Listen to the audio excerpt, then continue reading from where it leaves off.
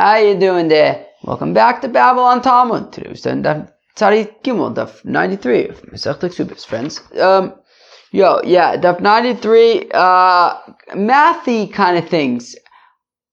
Look, I think it's in some ways interesting. Here's the deal. You want me to be honest with you, friends? Heart to heart?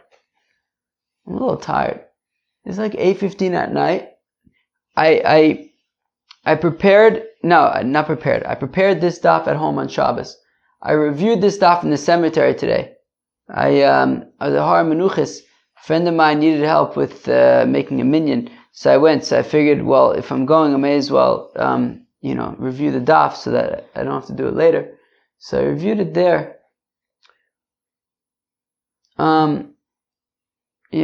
So,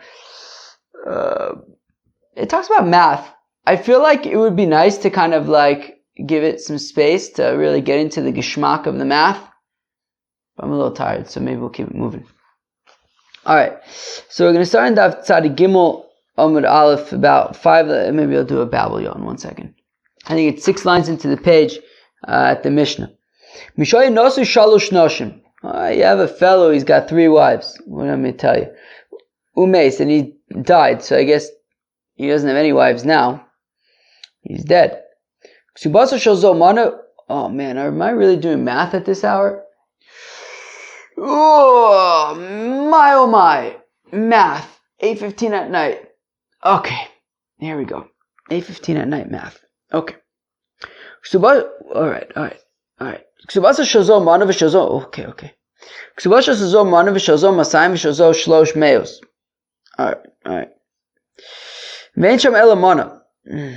Okay. Friends, between my complaining, do you understand what's going on over here? Let's do it. If I don't complain, it'll probably move faster. You have a guy, he's married to 3 wives. Now, by the way, I was thinking that instead of calling them Sarah, Rivka, and Rachel, because it's hard to remember what's what. You can't remember. Is it Sarah? Is it Rivka? Is it Rachel? Who's first? Who's last? Listen to this, friends. It's a little bit corny, but I think it'll make things easier for us. So I think it's alright, we'll do it. Listen to what we're going to call them. We're going to call them 1-ala, 2-ala, and 3-ala. I'm sorry, it's weird, but that is kind of, it matches with like 1, 2, 3. It feels weird to call somebody 1, 2, and 3, although George Costanza didn't have a problem with the name 7, but other people didn't agree with him. So okay, instead of calling them 1, 2, and 3, that doesn't really sound like a name. 1-ala, 2-ala, and 3-ala. Okay. So 1-ala's ksuba is 100 zuz. 2-ala's ksuba is 200 zuz. 3-ala's ksuba is 300 zuz. Okay, I think it's probably easier than saying Sarah's is 100. Already I'm forgetting who's who. Rivka's 200, Rachel's, it gets complicated. 1-ala, 2-ala, 3-ala. Okay. Fine. Vein Shav Elamana. Now, this guy, Ruvain, his estate is only 100 zuz. So, how are you going to divide that up among 1-ala, 2-ala, and 3-ala? Cholkim b'shava, so you divide it up equally. So 1-ala gets 33 and a third, 2-ala gets 33 and a third, and 3-ala gets 33 and a third. Hayusham Masayim. Okay, babble on 1 sec. So what if Ruvain's estate was worth 200 zuz? So how do you divide it up? Shalmana noteles chamishim. So 1-ala gets 50 zuz. Shal Masayim v'shal shlosh mil shlosha shal zov. 2-ala and 3-ala each get 3 gold coins. Now 1 gold coin is the equivalent of 25 silver coins, and a silver coin is a zuz. So basically, 25 times 3 is 75. So 1-ala gets 50, 2-ala and 3-ala each get 75. So 75 and 75 is 150, plus the 50 that 1-ala gets is 200. Okay, the Gemara is going to explain why we divide it up in that manner. Hayusham shlosh meos, if Ruvain's estate was worth 300, Shalmana noteles chamishim, so 1-ala gets 50 zuz. Vishal Mosayim Mana, 2 ela gets 100 zuz. Vishal Shloshmos Shisha Shozav, and 3 ela gets 25 times 6, which is 150. So 1 ela gets 50, 2 ela gets 100, 3 ela gets 150 for a total of 300 zuz. V'chein gimel sheitil lakis, and similarly, 3 partners who go into business, pichasu osiru kach hein cholkin. So based on, how much they invested in the partnership, if the first guy puts in $100, the second guy puts in $200, the third guy puts in $300, so based on how much they put into the, invested in the geschäft, that is how much of the returns they are entitled to. Fine. Shalmana, says the Gemara, Shalmana notelis chamishim, tlosim v'tilsa hu de'is law. Friends, here the Gemara is kasha. Maybe you guys were wondering, right? The Mishnah had said that if Reuven's estate was 200 zuz, so 1 ela gets 50, 2 ela and 3 ela each get 75. Right? If Reuven's estate was worth 200 zuz, so 1 ela gets 50, 2 ela and 3 ela each get 75. So now, the question is, why does 1 ela get 50? Shouldn't 1 ela only get 33 and a third? So now, okay. So, one second.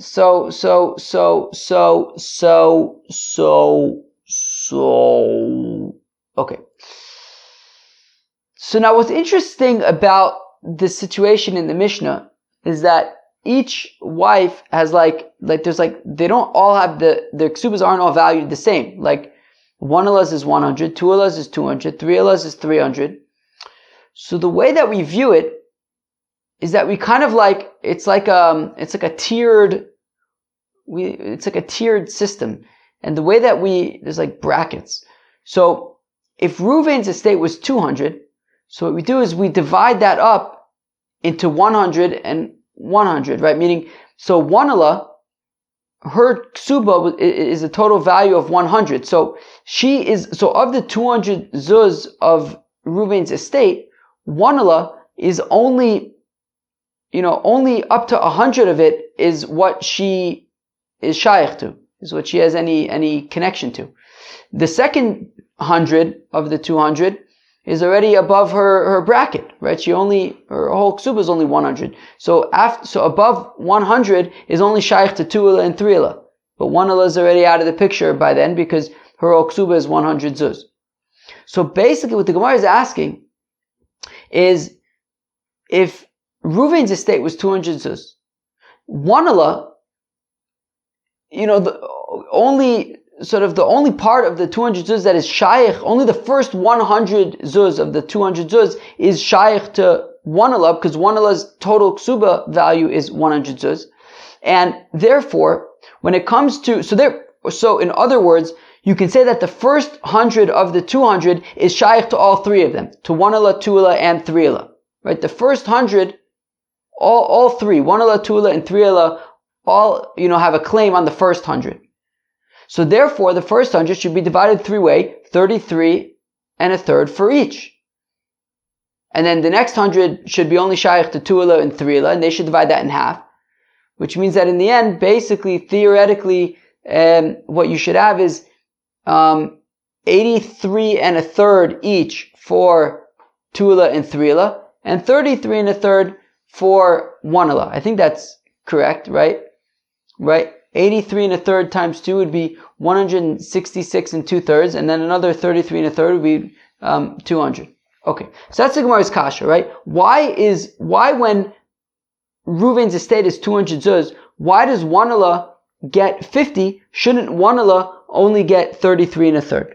That's the Gemara's kasha. So Shalmana notelis chamishim, 1 ela gets 50 zuz out of the 200, but why? Tlasim v'tlasa v'tilsa hu de'isla. 1 ela should get 33 and a third.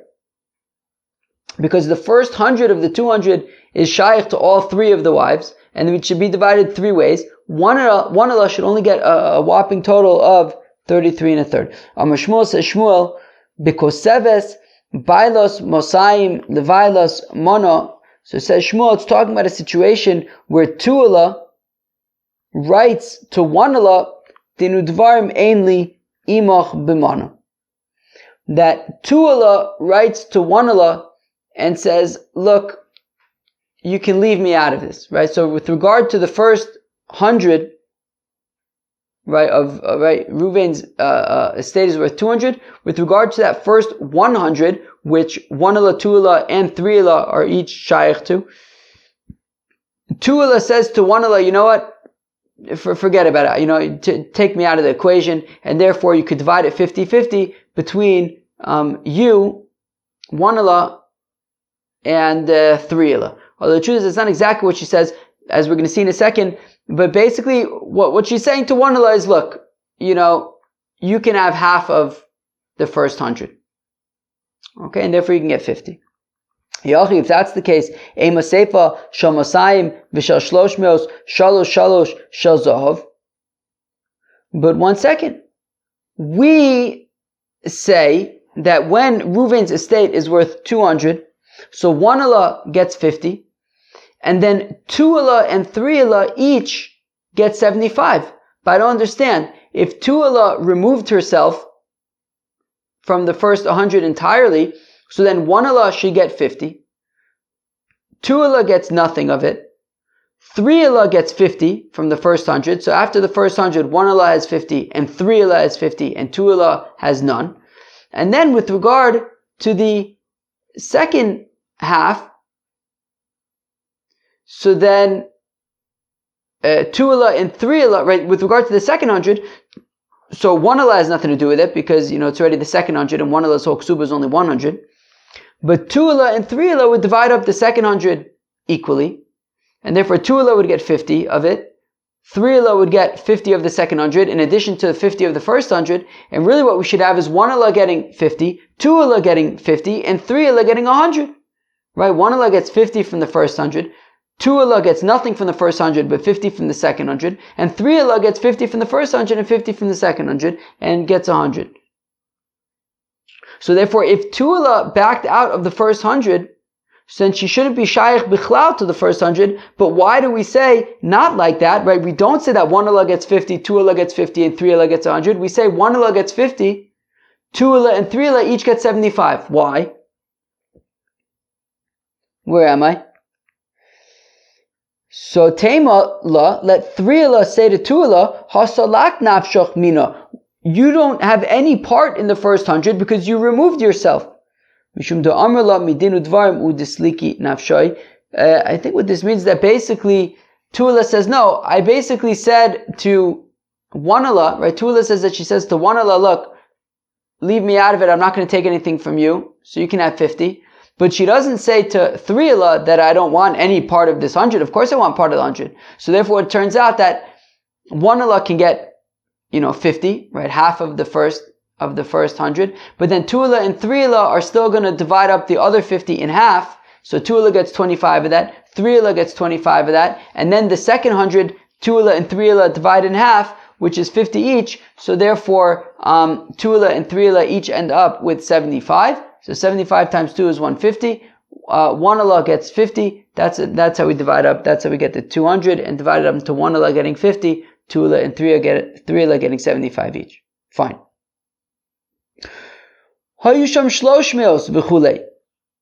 Okay, so we said that if there was 300 zuz there, so 1 Ela gets 50, 2 Ela gets 100, and 3 Ela gets 150. So Shalmasayim Mana Shivim V'chamesh Hu De'isla. Oh. So the Gemara asks that, okay, so the Mishnah had said that if there's 300, so 1 Ela gets 50, 2 Ela gets 100, and 3 Ela gets 150. But the Shaila is, I don't understand. A second ago, we just explained that for the first 200, 1 Ela gets 50, 2 Ela and 3 Ela get 75 each. That's for the first 200. Now, 2 Ela maxes out at 200, right? 2 Ela's Ksubis is 200. So once those 200 are done, 2 Ela is out. And therefore, for the third 100, only 3 ela is shaykh. And 3 ela should get the entire third 100. So what you should be left with is that, as we said, with the first 200, 1 ela gets 50, 2 ela and 3 ela each get 75. Now when it comes to the third 100, it all goes to 3 ela. So 3 ela ends up with 175, 2 ela has 75, which is a total of 250, and 1 ela has 50, so that's a total of 300. So again, so the Gemara says Shomasayim Mono. So the Mishnah had said that 1 ela gets 50, 2 ela gets 100, 3 ela gets 150. Why does 2 ela get 100? Shouldn't 2 ela get 75? Shivim v'chamisha hu de'isla. 2 ela should only get 75. Why does Mishnah say that she gets 100? Amashmua b'koseves bailas shalosh meos levailas mosayim u levailas mona. Well, it's talking about a situation where 3 ela wrote to 2 ela and to 1 ela, din udvarim einli imochem b'mona, that leave me out of the first 100. So therefore, if 3 ela is not shaykh bichlal to the first 100, so then 1 ela gets 50 from the first 100, 2 ela gets 50, the other 50 from the first 100, so that's 50 and 50. Now when we get to the second 100, 2 ela and 3 ela divide that up in half, so now 3 ela has 50, 2 ela now has 100, 1 ela has 50, and then the third 100 is shaykh only to 3 ela, so he gets 50 and another 100 is 150. So after the first 100, so 1 ela has 50, 2 ela has 50, 3 ela has nothing. After the second 100, 1 ela has 50, 2 ela has 100, and 3 ela has 50. And then after the third 100, 1 ela has 50, 2 ela has 100, 3 ela has 150. Okay, fine. Rav Yaakov Minar Pakud Mishmei de Ravina Omar says Rav Yaakov Minar Pakud Mishmei de Ravina Reisha b'shtei tfisos v'seifa b'shtei tfisos. That the Reisha, i.e., when we're talking about 200 zuz, it's talking about where the 200 zuz was chapterain and 2 chapereinings. And the Seifa, where we talk about 300 zuz oichit, was chapterain in 2 chapereinings. In 2 chaping zorain. Reisha b'shtei tfisos. So when we're talking about 200 zuz, which we said 50 goes to 1 ela, and then 2 ela and 3 ela each get 75 zuz each. So it's talking about Dinaflu shivin v'chamisha b'chad zimna u'mea v'esem v'chamisha b'chad zimna. So the chapping zarain happened in 2 chapping zarain. The first time it was 75, and the second time it was 125. So this is very interesting stuff, friends. It's very, very interesting stuff. How does this work? So we're saying, okay, 200 was divided into 2 sort of chapping zarain, 75 and 125. So when 75 was chapterain, so all 3 of them are shaykh to 75, right? 1 ela gets up to 100. And the chapterain 75, so okay, all 3 of them, 1 ela, 2 ela, and 3 ela, have a part in that 75, and they divide it up equally, 25, 25, 25. Okay? Fine, so they all have 25.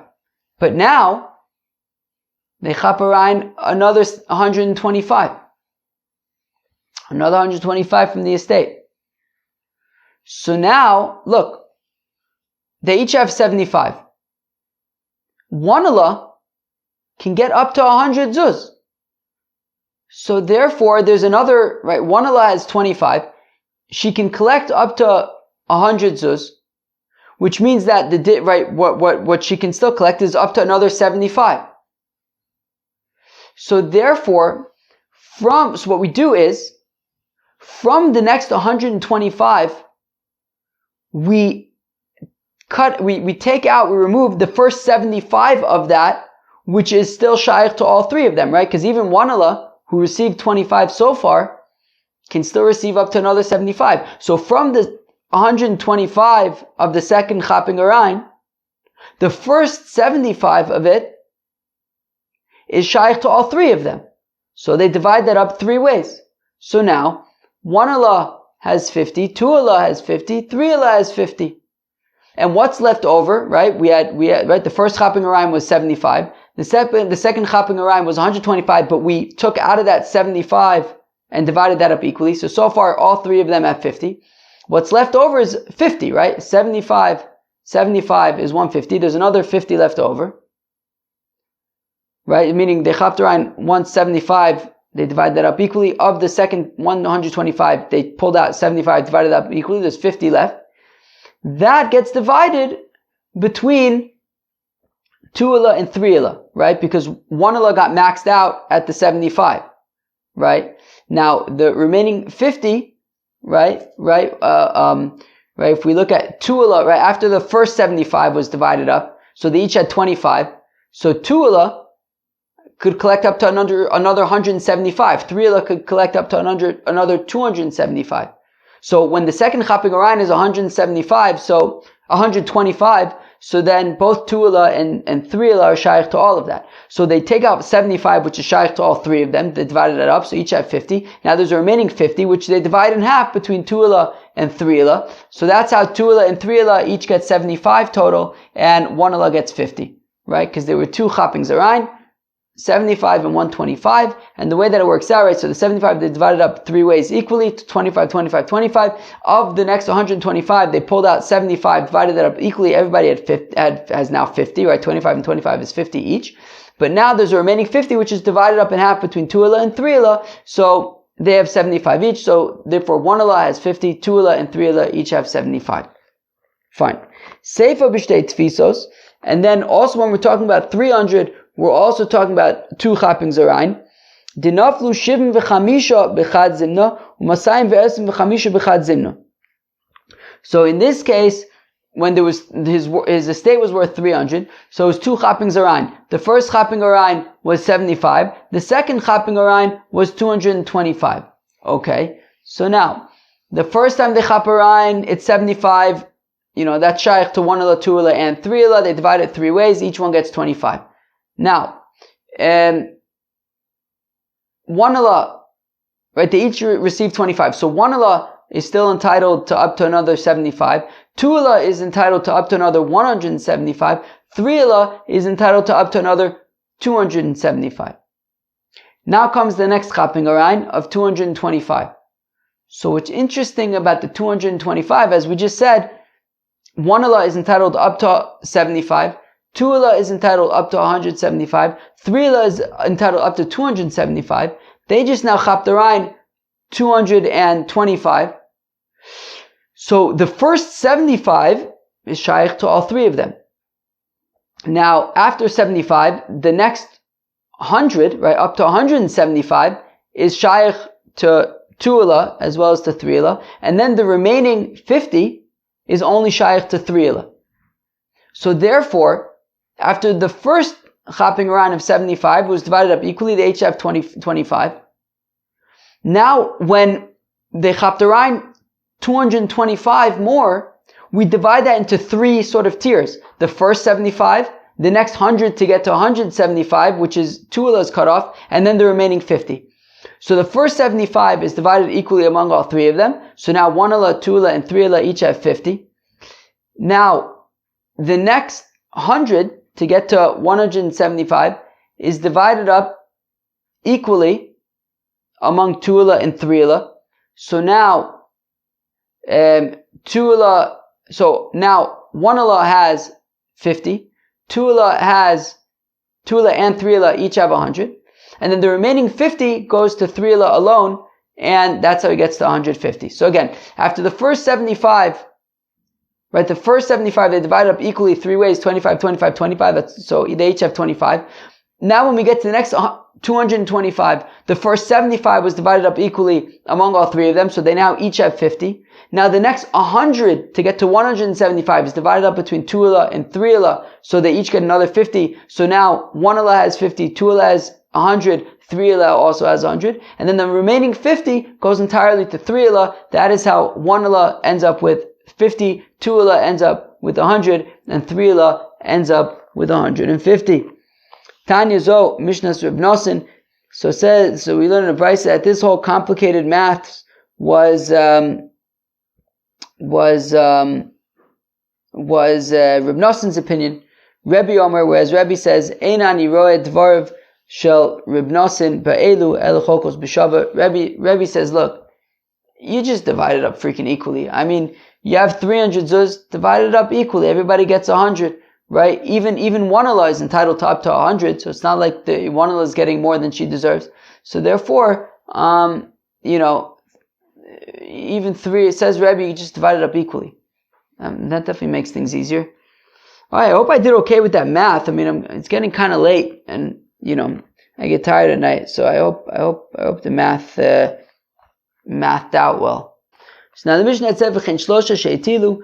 Also, if you have people going to business together, Amar Shmuel says Shmuel shnaim she'etilu lakis. So if you have 2 people who invested some money, Zemona v'zem Masayim, Reuven invested 100, Shimon invested 200. Hasocher le'emtza. So whatever profit is made, they divide in half. Rabba says, Rabba, so says Rabba, I understand that, even though Reuven put in 100 and Shimon put in 200, so I understand that still the returns are the same. If they purchase a cow or an ox for plowing, and they plow with it, because it's very nice that Shimon put in twice as much as Reuven, but the fact of the matter is, right, if Reuven put in 100, Shimon put in 200, they bought this ox.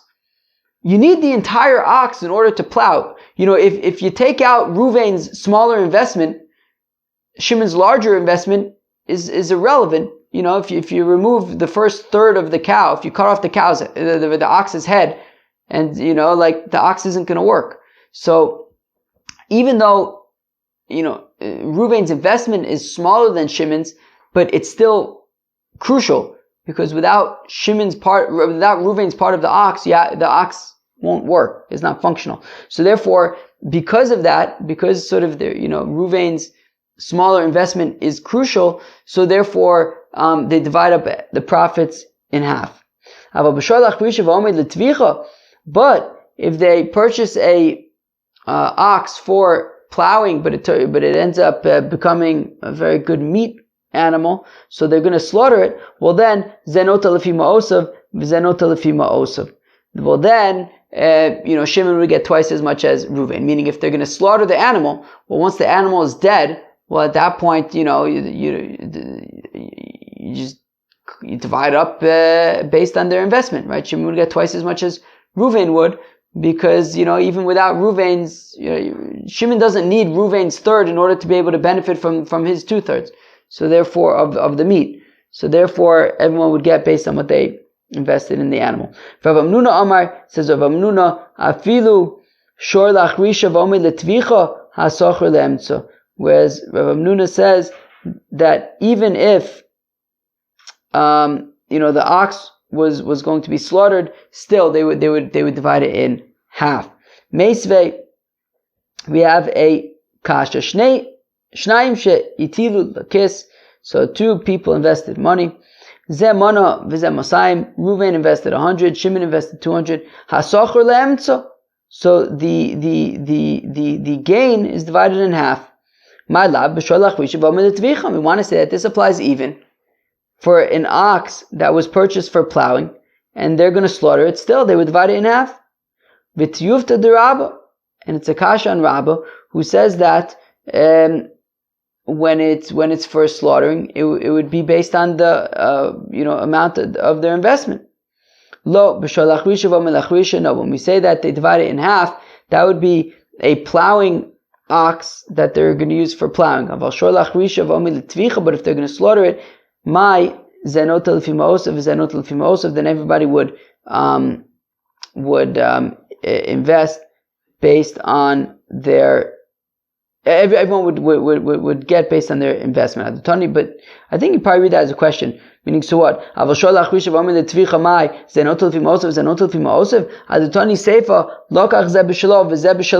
That if Reuven with his 100 zuz bought sort of weaker animals, and Shimon with his 200 zuz bought stronger animals, and they got mixed up,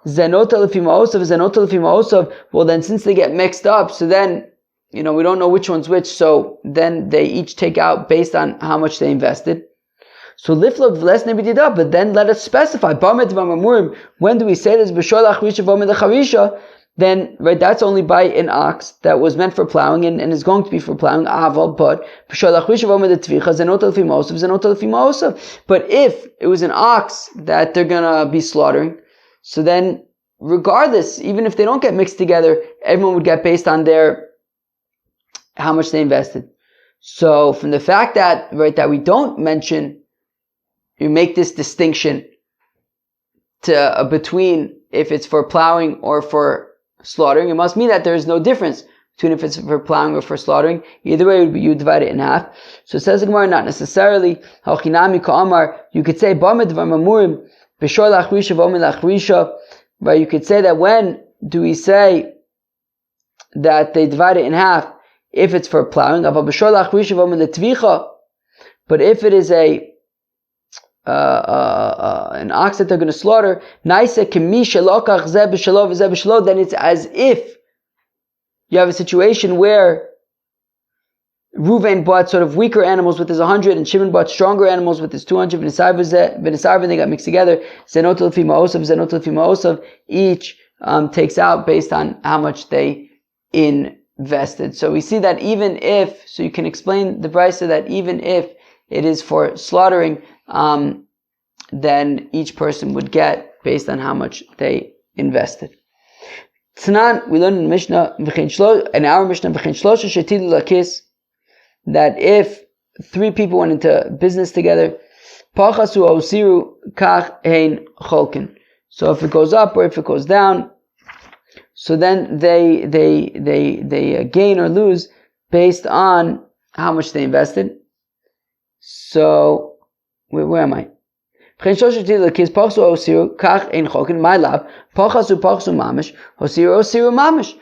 that this means that mamish, if the value went down or the value went up, they would benefit or lose based on how much they invested. So Omer of Nachman, Rab Barvua, Lo Osiru Zuze Chadate Pachasu Astira Ditsunisa. No, you could say that even if the value went up or down, they would divide it in half, and it wouldn't be based on their investment. They would divide it up equally. It wouldn't be based on the investment. And you could say that what does it mean that if it went up in value or it went down in value, so then they get based on their investment? So it means, right, Hosiru Zuze Chadate means that they had initially purchased older coins and now they got newer coins. So, meaning the value is the same, just that they were older coins or newer coins, but the actual value is the same. And then we're saying, so nothing changed, and each one can take out, essentially take back what they put in. Pachasu astir ditsunisa, and pachasu means that it's some like coin that they apply to like a wound or something. But again, it's the same value, and therefore they can just take back what they invested. But if there was actually gains, those gains would be split in half. It wouldn't be based on the percentage that they invested. Friends, that was the Tzadi Gimel of Masechta Ksubis. We talked about different scenarios in which people have different sort of investment stakes or equity stakes, and how that gets divided up based on value. Friends, that's the Tzadi Gimel Masechta Ksubis. Hope you enjoy. Peace out. Bye.